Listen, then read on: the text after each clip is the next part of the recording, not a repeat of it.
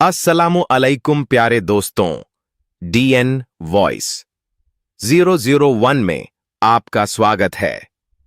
आज हम आपको एक ऐसी दास्तान सुनाने के लिए जा रहे हैं, जिन्नजादी नरगिस और रहीम चाय वाले की मोहब्बत, बरगद के नीचे जन्मी एक अनोखी कहानी। रहीम एक साधारण चाय वाला था, जिसकी जिंदगी अचानक बदल गई जब उसकी मुलाकात हुई रहस्यमयी जिन्नजादी नरगिस से। गरीबी, दर्द और टूटे सपनों के बीच मोहब्बत और उम्मीद का यह किस्सा आपके दिल को छू जाएगा। पूरी कहानी अभी देखें और महसूस करें। चाय की खुशबू और मोहब्बत का जादू। रहीम का नाम सुनते ही मोहल्ले के लोग मुस्कुराते थे।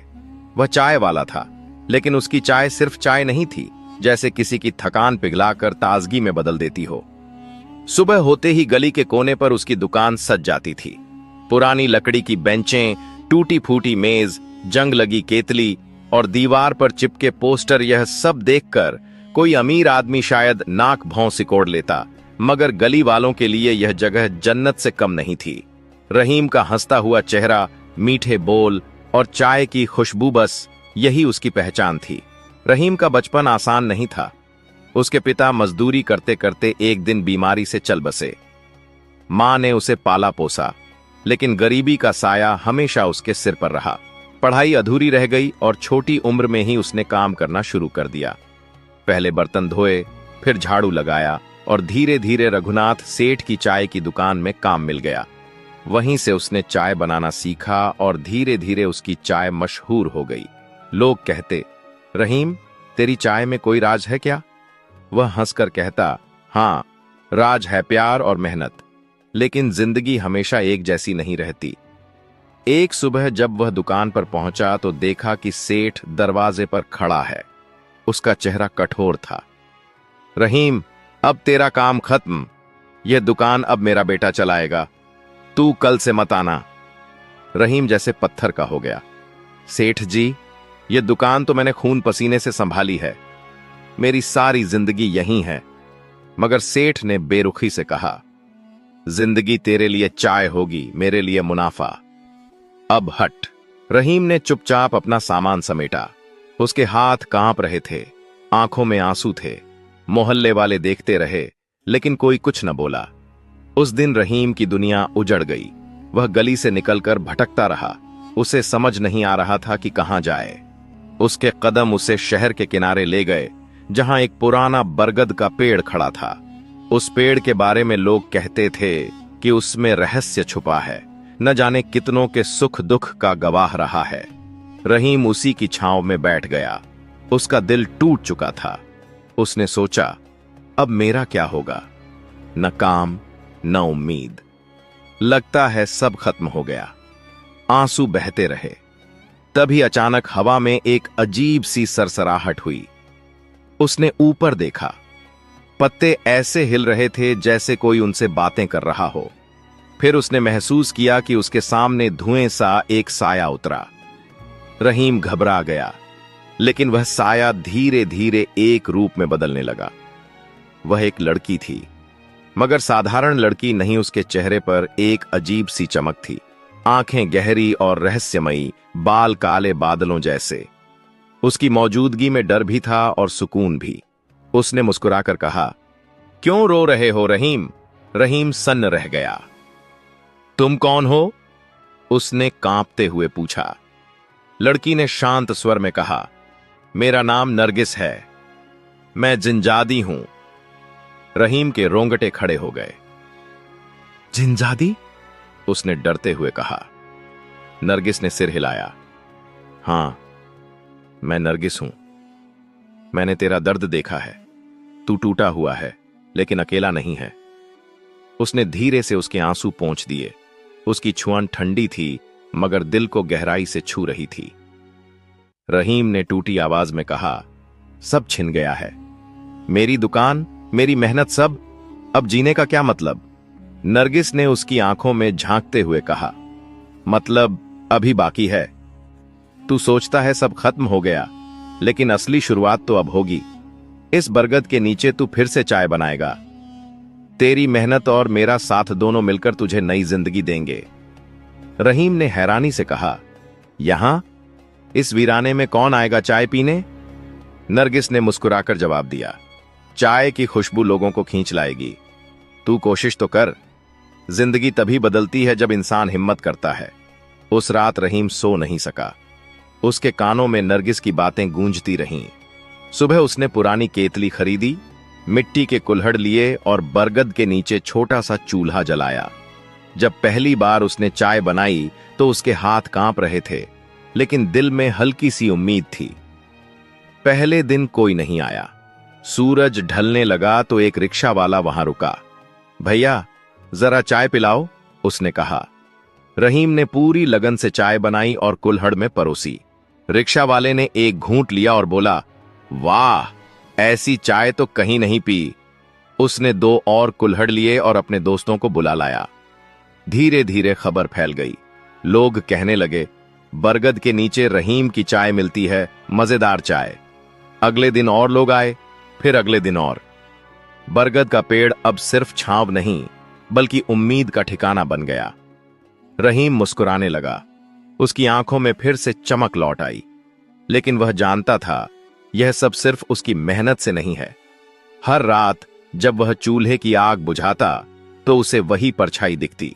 नरगिस उसके पास आकर बैठती और कहती, देखा, मैंने कहा था न तेरा सफर खत्म नहीं हुआ।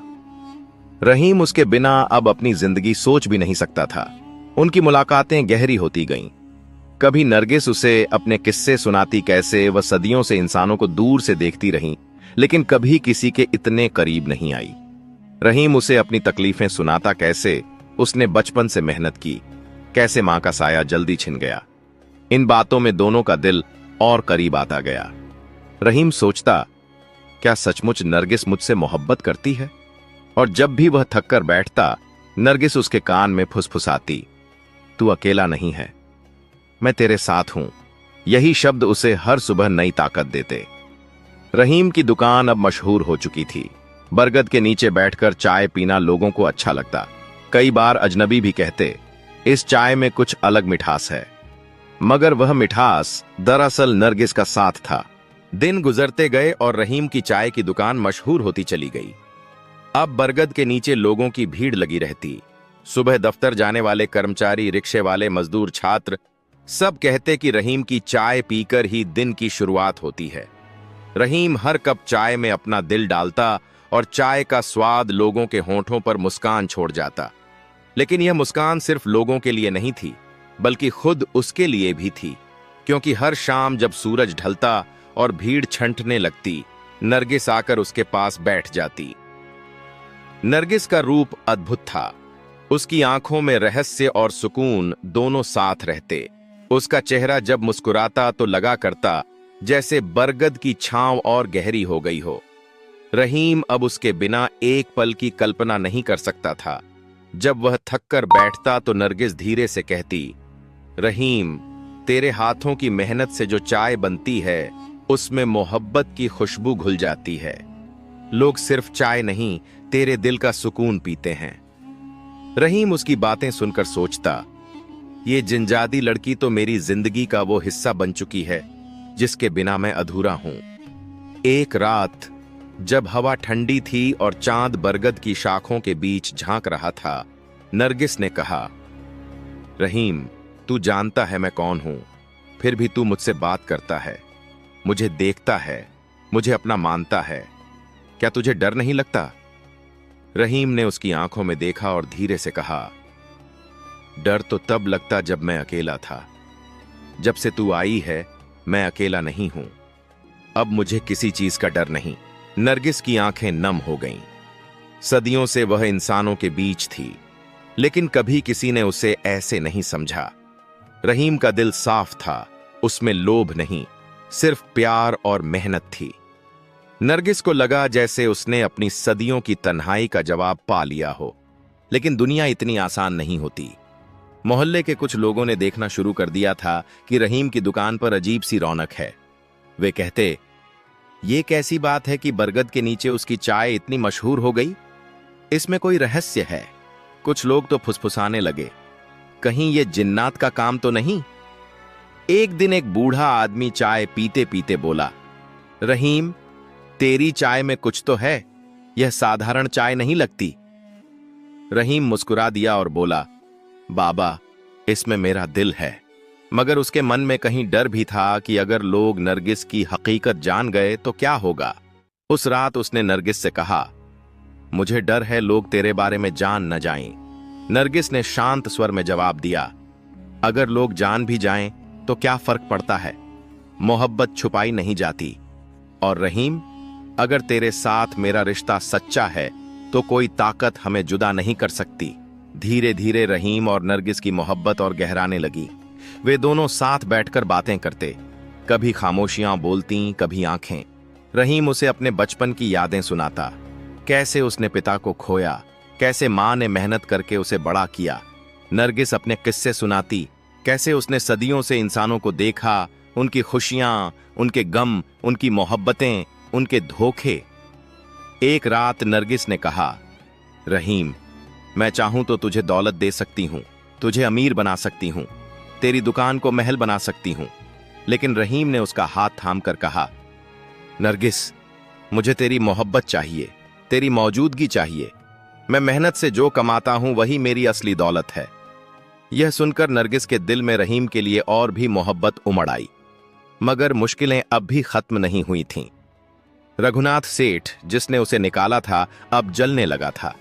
उसने सुना कि रहीम की चाय की दुकान मशहूर हो गई है। वह बरगद के नीचे पहुंचा और भीड़ देख हैरान रह गया। लोग लाइन लगाकर चाय पी रहे थे। उसने रहीम से कहा, चल मेरे साथ, मेरी दुकान फिर से संभाल ले, तुझे दुगना दूंगा। रहीम ने उसकी आंखों में देखा और कहा, सेठ जी, अब मुझे आपकी दुकान की जरूरत नहीं। मेरी दुकान यहां है, बरगद के नीचे, और यहां सिर्फ चाय नहीं, मोहब्बत भी मिलती है। सेठ गुस्से में चला गया। उस रात नरगिस ने कहा, आज तूने पहली बार सबके सामने मुझे अपना बना लिया। रहीम ने मुस्कुराकर कहा, मैंने कब छुपाया था, तेरा नाम मेरी हर चाय की खुशबू में है नरगिस। अब उनकी मोहब्बत सिर्फ उनके बीच नहीं रही, बरगद का पेड़ भी जैसे उनकी दास्तान गुनगुनाता था। लोग कहते, बरगद के नीचे चाय पीने से दिल को सुकून मिलता है। उन्हें क्या पता था कि उस सुकून की वजह नरगिस है, जो हर कप चाय में मोहब्बत घोलती है। लेकिन किस्मत ने उन्हें आजमाना शुरू कर दिया। एक बार एक साधु उस बरगद के पास से गुजरा। उसने रहीम को देखा और फिर नरगिस की परछाई को महसूस किया। वह बोला, बेटा, तूने एक जिंजादी से मोहब्बत की है। यह रास्ता आसान नहीं, यह मोहब्बत तुझे इम्तिहानों से गुजारेगी। रहीम ने सिर झुकाकर कहा, मैं हर इम्तिहान के लिए तैयार हूं, क्योंकि यह मोहब्बत ही मेरी जिंदगी है।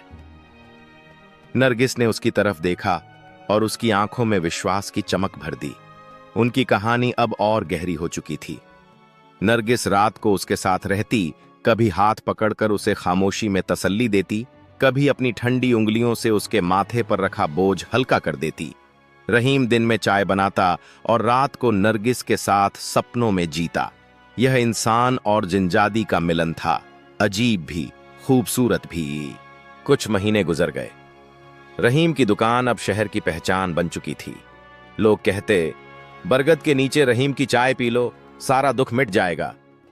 मगर किसी को यह राज नहीं पता था कि उस चाय में नरगिस की मोहब्बत घुली हुई है। एक रात आंधी आई, आकाश काला हो गया, बिजली गरजने लगी, बरगद के पेड़ की शाखाएं कांपने लगीं। रहीम चूल्हे के पास बैठा था कि अचानक उसने देखा, कुछ लोग मशालें लिए उसकी ओर बढ़ रहे हैं। वे चिल्ला रहे थे, यहां जिन्न बसते हैं, यह चाय वाला जिन्न की मदद से दुकान चला रहा है।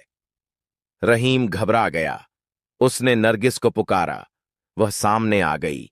उसका चेहरा उजाला बनकर बरगद की अंधेरी शाखाओं को रोशन कर रहा था। उसने धीरे से कहा, डर मत रहीम, अगर आज हमें इम्तिहान देना है तो हम साथ देंगे। भीड़ पास आई, लेकिन जैसे ही उन्होंने नरगिस को देखा, उनकी आंखें चौंधिया गईं। वह गुस्से में नहीं, बल्कि शांति के नूर में खड़ी थी। उसकी आवाज गूंजी, प्यार किसी का गुनाह नहीं है। रहीम ने मेहनत से चाय बनाई और मैंने उसकी मेहनत को मोहब्बत से सजाया। अगर इसमें खोट है तो मुझे ले जाओ, लेकिन रहीम को मत छुओ। भीड़ खामोश हो गई। किसी ने मशाल फेंक दी, किसी ने सिर झुका लिया।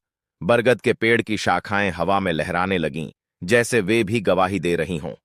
लोग बिना कुछ कहे लौट गए। रहीम ने रोते हुए कहा, नरगिस, मैं तुझे खोना नहीं चाहता। नरगिस ने उसका हाथ थामकर कहा, तू मुझे कभी नहीं खोएगा।